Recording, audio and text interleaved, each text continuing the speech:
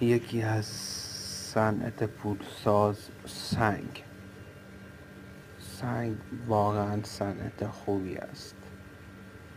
کسانی که میتونن برن داخل این صنعت عالی است و برای صادرات حرف اول میزنه. سودش خیلی خوبه، بعدم مصرفش هم تو ایران زیاده.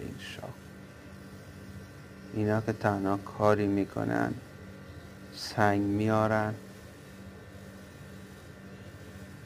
تو مغازه برای فروش، هزینه برش هم جدا حساب میکنن.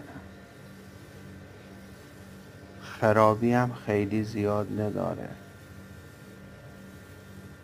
شکستنی داره ولی خرابی اونجوری که بگید شما نداره.